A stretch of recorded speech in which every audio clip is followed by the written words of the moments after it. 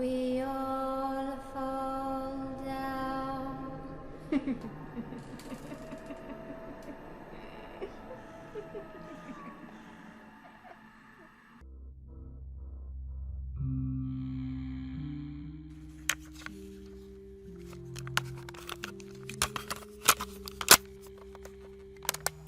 Bonjour à toi mon successeur, j'espère vraiment que tu adores Sonic, Mario et tout ce petit monde-là, tout l'univers des jeux vidéo car aujourd'hui tu es au paradis.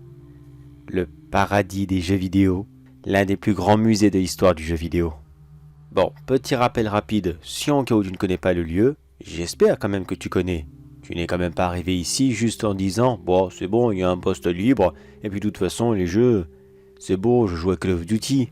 Eh non, les jeux vidéo, ça ne se limite pas qu'à Call of. Loin de là. Et encore moins à Fortnite. J'espère que tu ne joues pas à ce jeu. Quand même, un minimum. Non, je déconne, joue à ce que tu veux. Sache que ce musée à la base était une simple passion. Quelques passionnés ici et là qui voulaient pas forcément accumuler des jeux, comment dire ça. Disons qu'ils étaient partis à la base pour le patrimoine, l'histoire du jeu vidéo en lui-même. Tu comprends ce que je veux dire ? Il voulait pas spécialement recenser ni quoi que ce soit d'autre, mais préserver, mettre de côté, car malheureusement ça reste de l'informatique. Un livre dans le temps, on savait déjà comment l'entretenir. Une tapisserie c'est pareil. Un animal mort, on sait comment l'empailler. Mais quand les jeux vidéo sont sortis, tout le monde savait que c'était de l'électronique. Et l'électronique malheureusement, au bout d'un moment ça meurt. Et c'est pour ça que ce musée a ouvert ses portes. À la base, c'était de la conservation. C'était pour honorer l'histoire de ce domaine. Car il ne savait pas pourquoi, mais ce petit groupe de passionnés à cette époque savait qu'il y avait quelque chose d'important avec ce tout nouveau média qui venait de sortir. Dans ce musée, tu y trouveras de tout. Entre les multiples consoles Pong qui sont sorties, et crois-moi qu'il y en avait énormément à cette époque. C'est simple, à l'époque de la console Pong, il n'y avait aucun brevet déposé. N'importe quelle marque pouvait faire sa propre console et la commercialiser. Même Coca-Cola en a sorti une, alors pour te dire. Tu y trouveras également toute la génération 80-90. Les Master System, Super NES, Mega Drive, NES et tout ce petit monde. Tu passeras également devant toutes les consoles prototypes, toutes les premières versions de la PlayStation 1. Et j'en passe car l'histoire du jeu vidéo est extrêmement long. Et j'espère qu'il te passionne autant que moi il me passionne. J'espère. Ce musée a commencé à accueillir du monde et à être reconnu officiellement comme un véritable musée. À partir de 2012-2013 il me semble, je ne sais plus trop. À l'époque où le rétro gaming commençait à devenir à la mode. Tu t'en rappelles sûrement. Cette magnifique époque qu'on pouvait facilement acheter une NES d'occasion sans avoir à hypothéquer sa maison. Mais malheureusement un aussi beau trésor attire malheureusement d'horribles convoitises. Et c'est là que tu rentres en scène. Tu dois impérativement surveiller qu'aucune mauvaise personne ne rentre ici, afin de voler ou saboter quelque chose. Et crois-moi que les tentatives sont très nombreuses ici. Surtout que le jeu vidéo traverse une bien triste époque en ce moment. Et oui, avec tous les jeux dématérialisés qui ne cessent de sortir. Comment est-ce que tu veux exposer un jeu qui n'a aucun support dans une vitrine ? Tu ne peux pas mettre un disque s'il n'y a pas de disque. C'est impossible. Résultat à part quelques dons ici et là, le musée ne reçoit plus rien. Il ne s'agrandit plus, il ne vit plus. Il ne fait que survivre, tout bêtement. Mais mettons de côté ces soucis financiers. Et mettons de côté aussi tous ces voleurs qui pourraient rentrer dans le bâtiment. Même si cela est quelque chose d'extrêmement important et que tu dois toujours faire attention. Il y a cependant quelque chose d'autre ici. Une petite chose qui est un peu spéciale. Est-ce que, de plus d'aimer les jeux vidéo, est-ce que tu crois un peu au paranormal ? Tu sais, à toutes ces histoires de fantômes, monstres et j'en passe.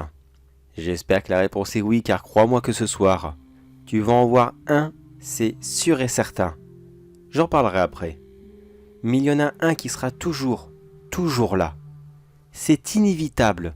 Tous les gardiens de nuit qui sont venus ici l'ont toujours vu. Certains sont devenus fous en le voyant, d'autres se sont enfuis en courant, et n'ont plus jamais demandé leur reste. Pourtant, il n'y a pas de raison, mais tu verras. Allez, regarde dans le tiroir de ton bureau.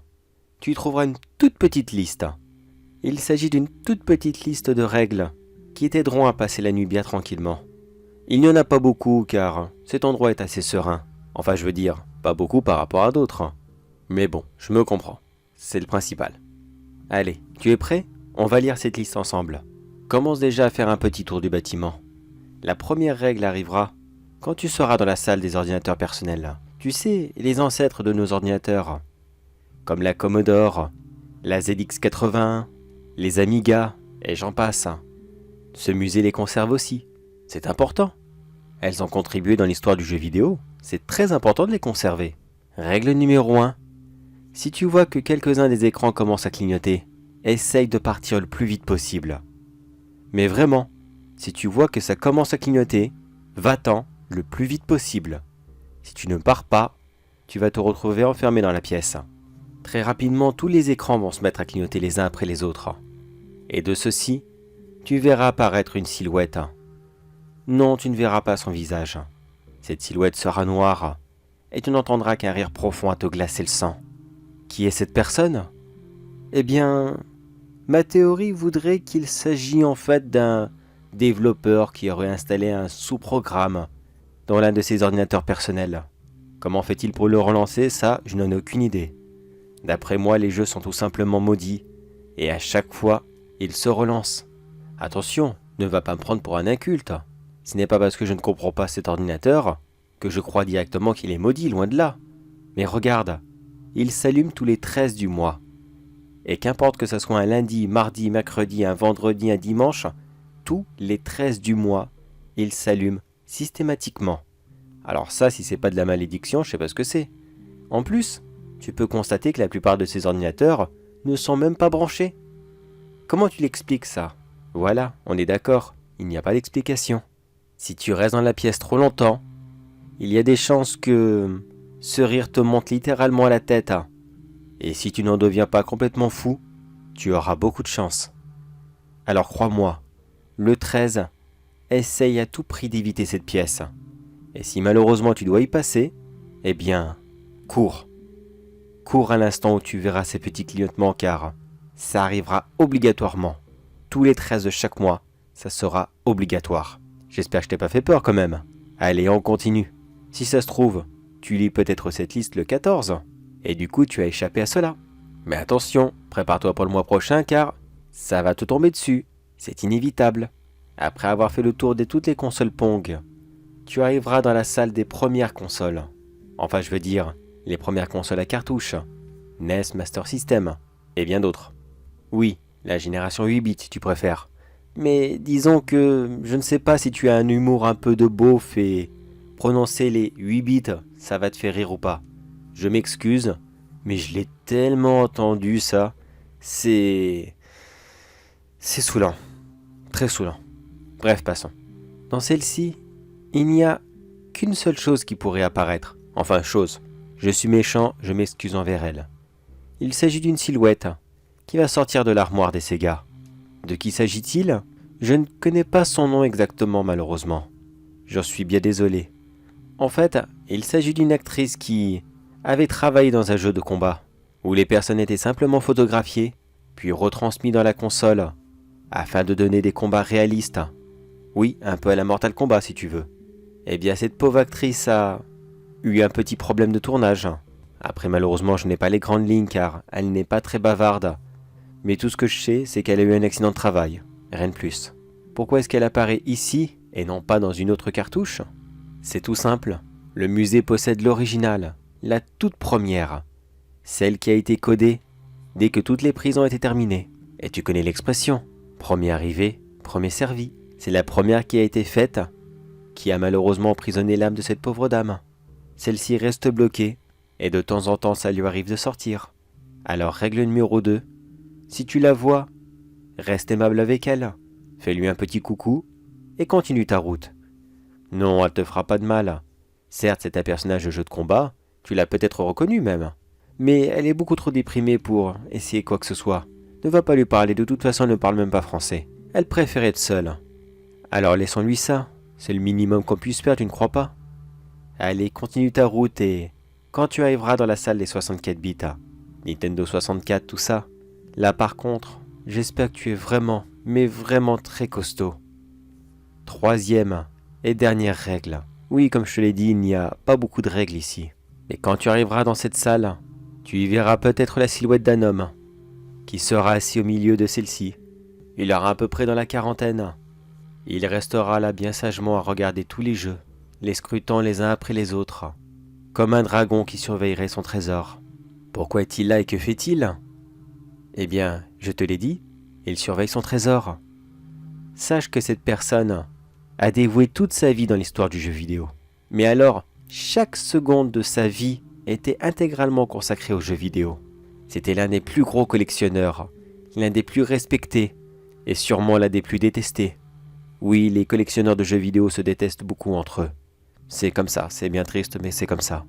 Mais il n'y a pas que les autres collectionneurs qui le détestaient. Il y a aussi sa famille. Il ne cessait de lui dire « Tu perds ton temps, tu gâches ta vie, regarde pourquoi est-ce que tu fais ça, c'est stupide. Fais donc comme tout le monde, trouve-toi un boulot normal et arrête avec ces merdes. » Enfin, j'imagine que tu connais le discours habituel. Ces gens qui n'apprécient pas quelqu'un qui est différent. Oui, c'est malheureusement très facile de se moquer de quelqu'un. Et très difficile d'essayer de le comprendre. Et beaucoup de personnes sont beaucoup trop feignantes pour essayer quelque chose de difficile. Et ils préfèrent la simplicité, se moquer, rabaisser, humilier. Qu'est-ce qui lui est arrivé? Eh bien, si tu es si curieux, tu peux lui demander. Il adore la compagnie des autres, tu sais. Même s'il adorait les jeux vidéo, il était quand même très sociable. Extrêmement sociable même. Si tu t'assois à côté de lui et que tu lui demandes de te raconter sa vie, il t'expliquera exactement ce que je t'ai dit. Qu'il était l'un des plus grands collectionneurs qu'il y avait, mais que malheureusement, il a eu un petit accident domestique. Comme ça arrive à beaucoup de monde. Il a simplement glissé dans sa douche et il s'est brisé la colonne vertébrale. Il n'est pas mort sur le coup, non. Il est resté allongé dans sa douche, complètement paralysé. Personne n'est venu à son secours. Il est resté là bien sagement à attendre la mort. Ce n'est que des mois plus tard que ses frères l'ont trouvé, durant leur visite obligatoire, comme ils aimaient bien l'appeler. À sa mort, ils ont récupéré tous ses jeux vidéo. Et comme ils n'en avaient absolument rien à faire, car pour eux, les jeux vidéo, c'est pour les enfants. Ce ne sont que des jouets. Alors ils ont décidé de tout donner à ce musée. Mais tout, sans exception. S'ils auraient imaginé ne serait-ce qu'une petite seconde combien certains de ces jeux valaient une véritable fortune, ils n'auraient sûrement pas réagi comme ça, mais enfin. Il faut de tout pour faire un monde, même des imbéciles.